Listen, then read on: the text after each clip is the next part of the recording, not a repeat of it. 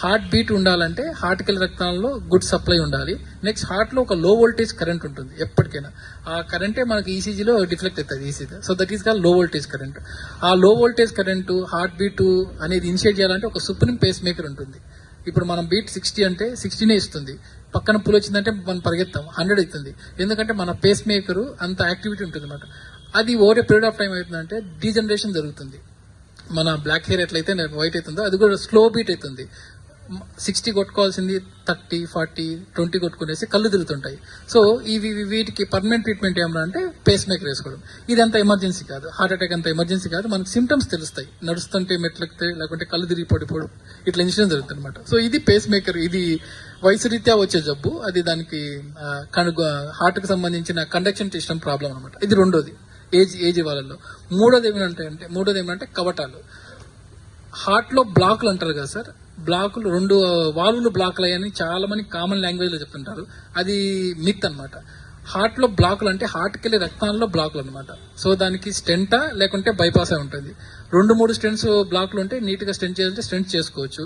2-3 కానీ లేకుంటే 4-5 మల్టిపుల్ రక్తనాళాలు బ్లాక్ ఉండి షుగర్ ఉందంటే best bypass surgery. Open chest చేయడము, గ్రాఫ్ట్ వేసుకోవడం, అది bypass surgery. CT surgeon doctor చేస్తారు.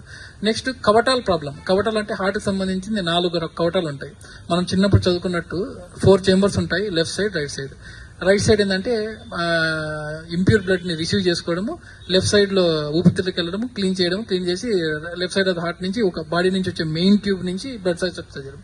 అవి బ్లడ్ ఫ్లో రెగ్యులేట్ చేయడానికి వాల్వ్స్ ఉంటాయి. మెయిన్ గా అయోటిక్ వాల్వ్ అంటారు. అంటే హార్ట్ నుంచి మన బాడీకి సప్లై చేసే ఒక గేట్వే. అయోటిక్ వాల్వ్ అనేది over a period of time అది డీజనరేషన్ జరుగుతుంది. అంటే క్లోజ్ కావాలి, ఓపెన్ కావాలి. ఇప్పుడు ఇక్కడ ఏమైతుందంటే ఎక్కువ క్లోజింగ్ లో ఉంటుంది, దాని మీద కాల్షియం ఏర్పడి స్టీనోసిస్, దాన్ని అయోటిక్ స్టీనోసిస్ అంటారు.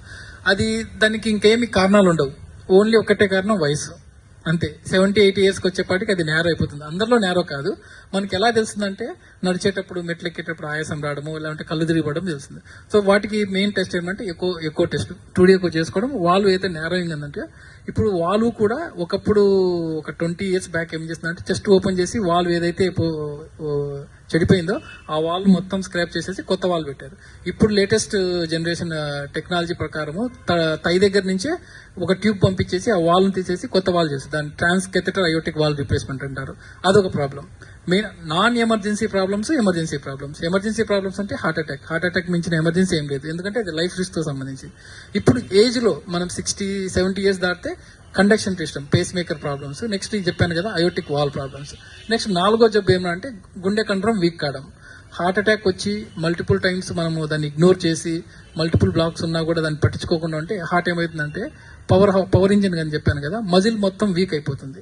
సో వీక్ అయిపోయిన తర్వాత ఇంకా అదంతా పవర్ ఉండదు. మన హార్ట్ ఒకటే 2 ఫంక్షన్స్ చేస్తుంది. It receives blood and it pumps the blood. Receiving అయినా నెక్స్ట్ పంపింగ్ అయినా ఈ హార్ట్ ఫెయిల్యూర్ ఉండే పేషెంట్స్ లో 2 ఈజీగా ఉంటాయి. ఒక బెలూన్ తీసుకున్నాం అనుకోండి, వాటర్ అనేది నీట్ గా పడుతుంది. అంటే వాటర్ పడుతుంటే బెలూన్ ఎక్స్పాండ్ అవుతుంది. అది రిసీవింగ్. అంత లూజ్ గా ఉండాలి మన హార్ట్, అంటే స్టిఫ్నెస్ పెరగకూడదు. వయసు పెరిగే వాళ్ళకి ఏమవుతుందంటే పంప్ ఫంక్షన్ బాగుంటుంది. ఎజెక్షన్ ఫ్రాక్షన్ అంటాం. సార్ నా 70% ఉంది కదా సార్, 60% అందరితో బాగుంది సార్, నాకు ఎందుకు ఆయాసం అని అంటారు. Over a period of time ఏమవుతుందంటే హార్ట్ ఆ థిక్నెస్ అనేది పెరిగిపోతుంది. Filling pressures 20 mm HG pressures 40 mm అవుతాయి. వయసు రీత్యా స్టిఫ్ అయిపోతుంది. స్టిఫ్ అయిపోవడం వల్ల అది కూడా ఒక డయాస్టోలిక్ డిస్ఫంక్షన్ అంటారు. అది కూడా ఒక హార్ట్ కార్డియోమైపోతే లాంటి కండిషన్, హార్ట్ ఫెయిల్యూర్ సిమ్టమ్ అనమాట. సో దానివల్ల బ్యాక్ ప్రెజర్స్ పెరిగి ఉప్పుతులో వాటర్ పడి ఆయాసం అవుతుంది. సో ఇది ఒక heart failure. Forward function, backward function గుండె స్టిఫ్నెస్ వల్ల వస్తుంది. ఫార్వర్డ్ ఫంక్షన్ ఎందుకు వీక్ అంటే మల్టిపుల్ టైమ్స్ హార్ట్ అటాక్ రావడం, లానే ఆల్కహాల్ తీసుకోవడం వల్ల గుండె కండరం బాగా వీక్ ఉండడము, ఇలాంటి కారణాలతో మెయిన్గా వస్తాయి. సో మెయిన్గా ఇక్కడ మెయిన్ హార్ట్ సంబంధించిన కండిషన్ 4 కండిషన్స్. ఒకటి high risk condition heart attack, 2 వచ్చేసి కండక్షన్ సిస్టమ్ ప్రాబ్లము ఏజ్ గ్రూప్లలో, 3 వచ్చేసేసి మెయిన్గా వాల్వ్ డీజనరేషన్ కావడము, 4 వచ్చేసేసి కార్డియోమైపోతే. ఈ మోస్ట్లీ 95 to 99% ఆఫ్ పేషెంట్స్ ఈ 4 హార్ట్ ప్రాబ్లమ్స్ వల్లనే ఉంటారు మోస్ట్లీ. ఇంకొకటి ఏంటంటే కొరోనరీ ఆర్టరీ డిసీజ్, అంటే హార్ట్కి వెళ్ళే రక్తనాళాల్లో బ్లాక్లు ఉండడం. కొన్నిసార్లు 70-80 ఇయర్స్ దాటితే ఏ కారణం అవసరం లేదు. ఇందాక చెప్పినట్టు మన కండక్షన్ సిస్టమ్ కు వయసు ఒకటే కారణము, అయోటిక్ వాల్వ్ డీజనరేషన్ వయసే కారణము, ఈ గుండె జబ్బరానికి కూడా వయసే కారణం. నాకు బీపీ లేదు, షుగర్ లేదు సార్, మా అమ్మ నాన్నకి హార్ట్ ప్రాబ్లం లేదు, ఇప్పుడు నాకు 70 ఇయర్స్ లో హార్ట్ అటాక్ వచ్చిందంటే దానికి మనం ఏం చేయలేము, ఓన్లీ వయసు అంతే. సో ఇంకొకటి ఏంటంటే 40-50 ఇయర్స్ ఆఫ్ ఏజ్ గ్రూప్ లో హార్ట్ అటాక్ రావడం different, 70-80 years of age group heart attack రావడం. ఈ 40-50 గ్రూప్ కి ఆ కొలెస్ట్రాల్ బ్లాక్ అనేది సాఫ్ట్గా ఉంటుంది. కన్వెన్షనల్ గా చేసే బెలూన్ తో మనం దాన్ని ఓపెన్ చేసేసి స్టెంట్ పెట్టొచ్చు, బ్లడ్ సప్లై ఇంప్రూవ్ చేస్తాం. ఏజ్ ఉండే వాళ్ళలో ఏమైందంటే ఆ బ్లాక్ అనేది హార్డ్ ఉంటుంది, కాల్షియం బ్లాక్స్ ఉంటాయి. సో వాటికి వీటికి డిఫరెన్స్ ఏంటంటే హార్డ్ కాల్షియం బ్లాక్స్ ఉంటాయి అనమాట మెయిన్ గా.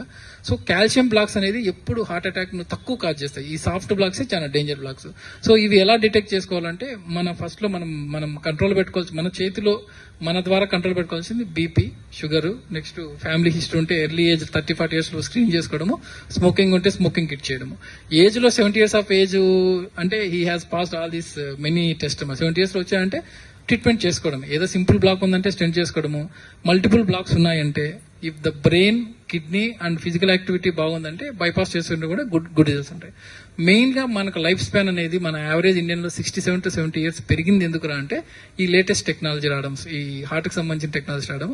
Next another most common age in this group అంటే అందరు హార్ట్ గురించి చెప్తాను. నెక్స్ట్ క్యాన్సర్ అనేది కూడా చాలా చాలా ఇంపార్టెంట్. ఆ క్యాన్సర్ స్క్రీనింగ్ కూడా చాలా టెక్నాలజీస్ వచ్చాయి. నెక్స్ట్ మూడో ప్రాబ్లం ఏమంటే డిమెన్షియా. అది వయసు రీత్యా అనేది మన న్యూరాన్స్ అనేది కూడా డీజనరేట్ అయిపోతుంది, అది డీజనరేషన్. నెక్స్ట్ 4 అనేది బోన్ వీక్నెస్. ఈ బోన్ వీక్నెస్ మనం చాలా జాగ్రత్త ఉండాలి. 30-40 ఇయర్స్ వాడు ఎలా నడవచ్చు, మనం 60 దాటినాం, 60 to 65 దాటామంటే కొద్ది జాగ్రత్తగా చూసుకుంటాం. ఎందుకంటే వాళ్ళకుండే మజిల్ స్ట్రెంత్ కానీ బోన్ స్ట్రెంత్ కానీ వీళ్ళకు ఉండదు. సో ఈ 4 మనం మెయిన్ గా. Next infections. 30-40 కొన్నంత ఇమ్యూనిటీ పవర్, 70-80 దాటితే ఇమ్యూనిటీ పవర్ ఉంది. ఈజీగా రెస్పిరేటరీ ఇన్ఫెక్షన్స్, ఈ గ్యాస్ట్రోఎంటరైటిస్ ఇన్ఫెక్షన్ ఎక్కువ అవుతుంది. సో ఈ 5 కారణాలన్నీ మనం చేసుకుంటే ఆల్మోస్ట్ మనం హెల్తీ సీనియర్ సిటిజన్స్ గా ఉండొచ్చు అనమాట. ఓకే, ఇంకేమైనా డౌట్స్ ఉంటే చెప్పండి సార్.